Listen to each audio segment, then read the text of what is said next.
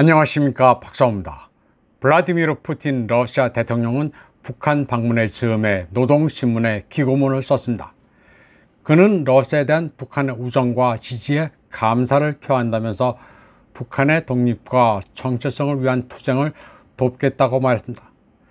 푸틴 대통령은 배신적이고 위험하며 공격적인 적들과의 투쟁에서 북한을 지지해왔고 앞으로도 그럴 것이라고 썼습니다. 푸틴 대통령은 우크라이나에서의 군사작전에 대한 북한의 확고한 지지와 국제적 연대, 그리고 유엔에서의 공동 우선순위와 견해를 수호하려는 의지에 대해 북한에 감사를 표했습니다. 또 주권에 대한 상호 존중, 상호 이익 고려에 기초한 다극세계 질서의 출현을 막으려는 집단 서방의 야망에 맞설 준비가 되어 있는 헌신적이고 같은 생각을 가진 지지자라고 북한을 묘사했습니다. 그는 미국이 세계에 강요하고 있는 규칙 기반 질서는 이중잣대를 들이대는 글로벌 신식민지 독재에 불과하다고 기고문에서 지적했습니다. 푸틴 대통령은 북한이 국방과 기술, 과학, 산업력을 강화하는 데 있어 엄청난 성과와 실질적인 돌파구를 달성하고 있었다고 말했습니다. 러시아의 지원이 아니라 자체적으로 성과를 올렸다는 발언입니다. 러시아의 북한 전문가들은 푸틴 대통령의 평양 방문이 예기치 못한 결과로 나타날 수 있으며 이는 북러 관계보다는 국제 정세에 달려있다고 말하고 있습니다. 러시아 과학 아카데미 한국학센터 수석 연구원 콘스탄진 아스몰로프는 러북간 최종 서명 문서에 군사적 파트너십이 들어갈지 여부는 시대적 요구에 달려있을 것이라고 말했습니다. 그가 사용한 표현은 군사적 파트너십입니다. 군사 파트너십은 자동 개입 조항이 포함된 군사 동맹은 아닙니다.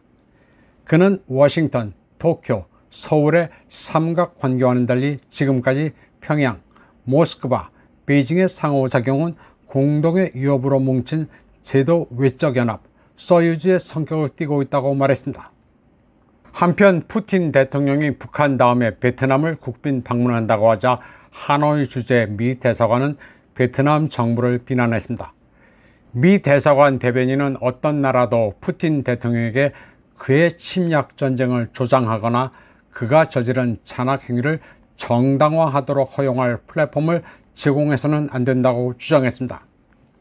또 그가 자유롭게 여행할 수 있다면 러시아의 노골적인 국제법 위반이 정당화될 수 있다고 주장했습니다. 푸틴 대통령은 이틀간 하노이를 방문하면서 토람 주석을 포함해 주요 정부 요인들을 만날 예정입니다. 푸틴 대통령은 5번째 임기를 시작한 이후 중국, 벨라루시, 우즈베키스탄 등을 방문했고 이어 북한과 베트남을 방문합니다. 그런데 미국은 국제형사재판소 ICC가 우크라이나 분쟁과 관련해 푸틴 대통령에게 체포영장을 발부했지만 이게 먹히지 않자 발작을 하고 있습니다. 그런데 베트남은 ICC의 123개 회원국도 아닙니다. 미국은 1990년대 베트남과 외교 관계를 정상화했지만 하노이는 어떤 주요 강대국과도 긴밀한 동맹을 맺는 것을 피해왔습니다. 푸틴 대통령의 이번 방문은 5번째 베트남 방문이자 2017년 이후 처음입니다. 푸틴 대통령은 하노이와 무역, 투자, 기술, 교육에 관한 협정을 발표할 것으로 예상됩니다. 이번 회담에서는 러시아의 베트남에 대한 무기 판매와 러시아 은행에 대한 미국의 제재 조치에 따른 대금 거래 방법도 다뤄질 가능성이 높습니다. 이번 방문은 러시아가 초청받지 못한 스위스의 우크라이나 평화회의를 건너뛰기로 한 베트남 정부의 결정에 따른 것입니다. 하노이도 브릭스 가입에 관심을 표명했으며 지난주 러시아에서 열린 브릭스 회의에 고위급 외교관을 파견했습니다. 동남아 주요 국가들은 죄다 브릭스에 눈을 돌리고 있습니다. 말레이시아도 브릭스 가입을 신청하기로 결정했으며 곧 공식 서류를 제출할 것이라고 안와르 이브라힘 총리가 말했습니다. 77세 말레이시아 지도자 안와르 이브라힘은 중국 매체 관차에서 이같이 밝혔습니다. 그는 이러한 정책을 명확하게 밝혔고 결정을 내렸으며 최종 결과와 남아공 정부의 피드백을 기다리고 있다고 말했습니다. 아누아르는 최근 룰라 브라질 대통령과의 회담에서도 이 주제를 언급했습니다. 세계에서 가장 중요한 항로 중 하나인 말라카 해협이 말레이시아와 인도네시아 수마트라 섬 사이에 있기 때문에 쿠알라룸푸르가 브릭스 회원이 된다는 것은 전략적으로도 중요합니다. 아누아르에 따르면 세계가 더 이상 단극이 아니며 특히 브릭스와 중국의 부상이 세계에 견제와 균형이 있다는 희망의 빛을 제공했다는 사실에 말레이시아는 안심하고 있습니다.